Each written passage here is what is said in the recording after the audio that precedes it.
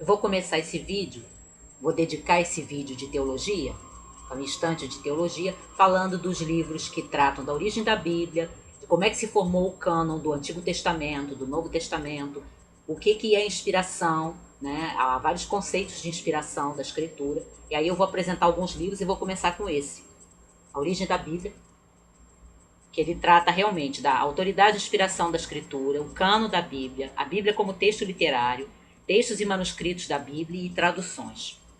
Isso aqui é uma compilação de artigos feita pelo Philip Wesley Comfort. Saiu nos Estados Unidos em 1992 e tem colaborações do Carl Henry, do James I. Packer, do Frederick Bruce, que já faleceu. Esse livro é até uma homenagem a ele, porque o Bruce faleceu em 1990. E aí tem a lista dos colaboradores aqui. E tem os artigos a ver com essas questões todas. Autoridade e inspiração da Bíblia. Aí você tem 4 artigos. Na seção 2, o cânon da Bíblia. Como é que se formou o cânon do Antigo Testamento, os livros que são considerados inspirados por Deus, né, no Antigo Testamento.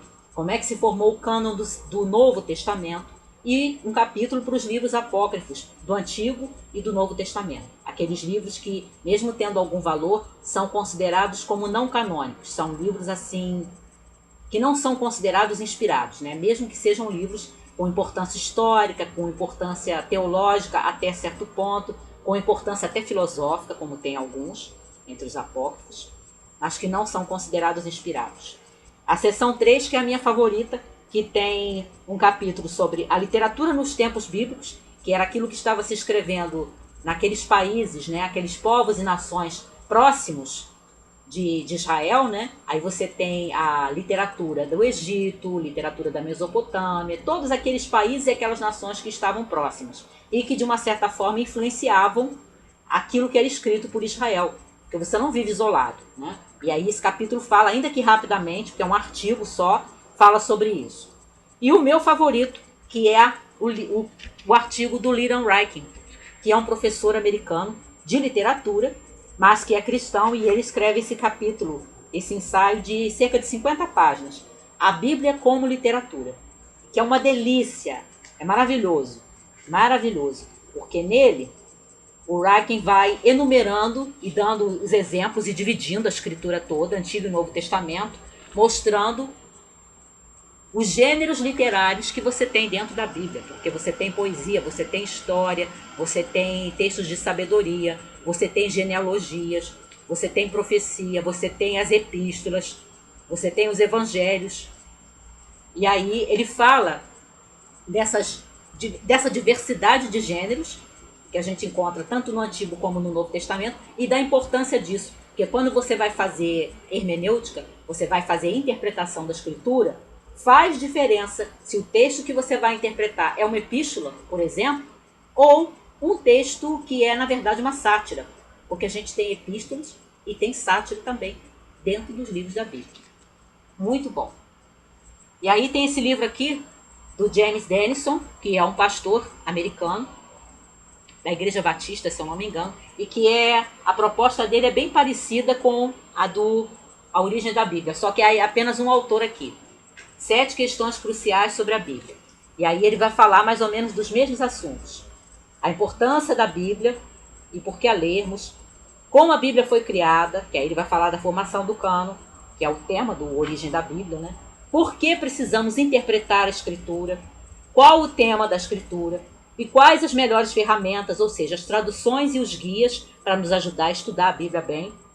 E o que nós podemos aprender dos outros, né? O estudo da Bíblia pelos autores, os teólogos, os pastores do passado. Como é que Calvino estudou, como é que Lutero estudou, como é que Tomás de Aquino estudou, como é que Agostinho de Hipona estudou. Ele vai dando os exemplos e mostrando que a gente pode aproveitar. E aí tem um capítulo como estudar sozinho. Eu achei esse livro legal, ele tem uma linguagem um pouco mais fácil do que esse aqui.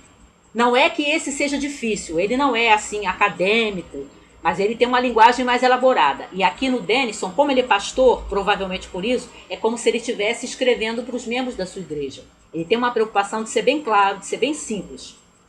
E eu achei legal porque o Denison mostra que ele é capaz de aproveitar, porque ele faz citações aqui, é capaz de aproveitar estudos de teólogos com os quais ele não concorda, que tem uma teologia muito diversa da dele, mas aí ele aponta que são estudos proveitosos. Você pode aproveitar um William Barclay, por exemplo, que é um autor que ele cita, mesmo não endossando a teologia dele. E eu achei isso muito ponderado do Denison, porque a gente vê muitos autores, pastores, pregadores, teólogos mesmo, professores de teologia, que eles se fecham completamente. Quando aquele teólogo, aquele especialista defende doutrinas, defende alguma ideia sobre a escritura ou sobre parte da escritura que não é a da pessoa, ele se fecha completamente para aquele autor com que ele poderia aprender com ele. E o Denison não faz isso aqui. Tem esse aqui. Nem tudo o que há em nossas Bíblias foi inspirado por Deus. Do Neil Reeves. Neil Reeves, ele trabalha com missões. E uma coisa que ele coloca aqui, para quem de repente fica meio chocado com esse título, sendo cristão fica meio chocado, mas não precisa ficar, ele aponta uma coisa muito simples, realmente. Nem tudo que está nas nossas Bíblias foi inspirado por Deus, porque as traduções não são inspiradas. Nós defendemos que a Bíblia é inspirada, né? O cristão, de um modo geral, ele defende que a Bíblia é inspirada no seu texto original.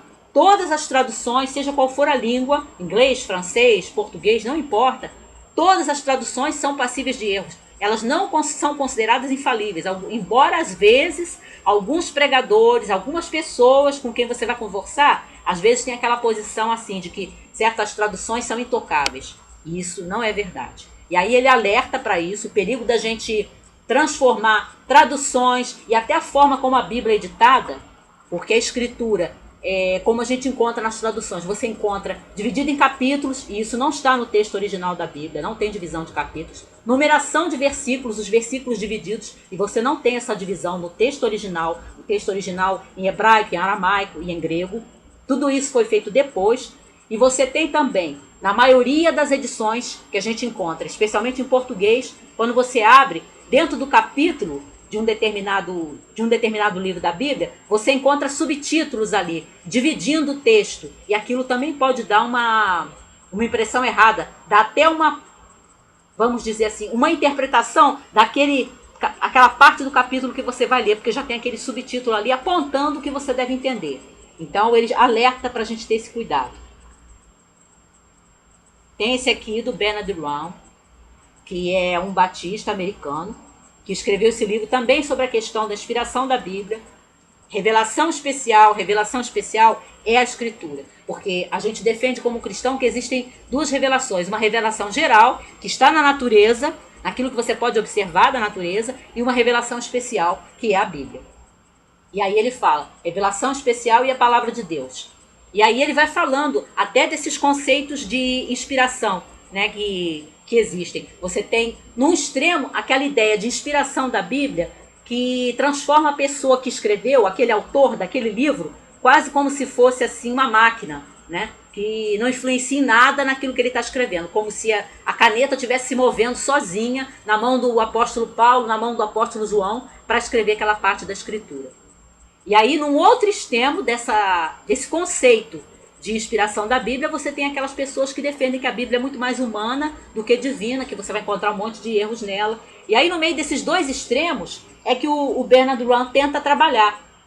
E aí ele nos alerta que a gente não pode priorizar a revelação, que é a Bíblia, acima da redenção.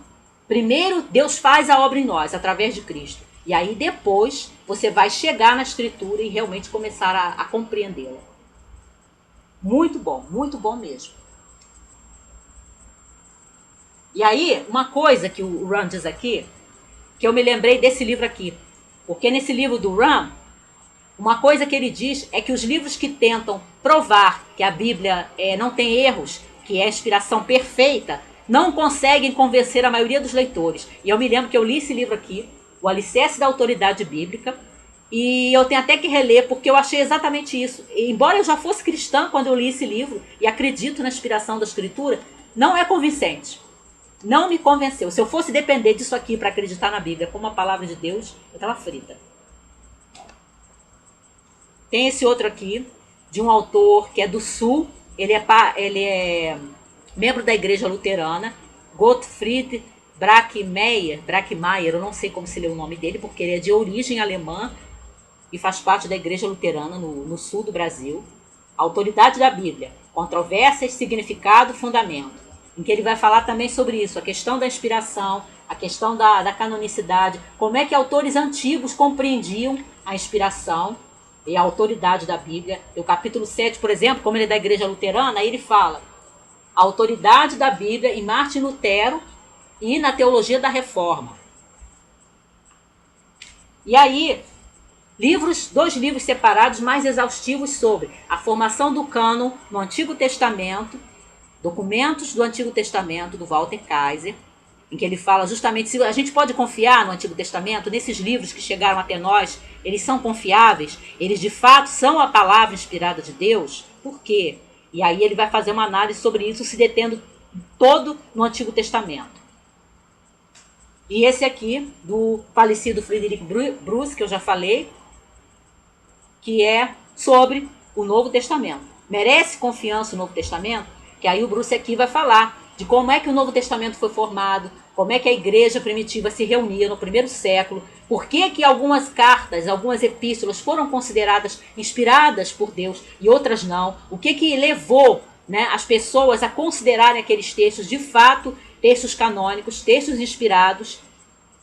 E aí ele vai falando da formação e da história dessa formação, porque o cânone levou um tempo para ser formado, né? A Bíblia que a gente tem hoje, tanto o Novo quanto o Antigo Testamento, levaram um tempo para eles serem considerados todos aqueles livros como inspirados. Não foi uma coisa assim, de um minuto para o outro. Agora vamos declarar que esses livros, os 27 livros que estão no Novo Testamento, são a palavra de Deus. Não, foi um processo e aqui o Bruce vai contando no caso do Novo Testamento e o Kaiser vai contando no caso do Antigo Testamento aqui.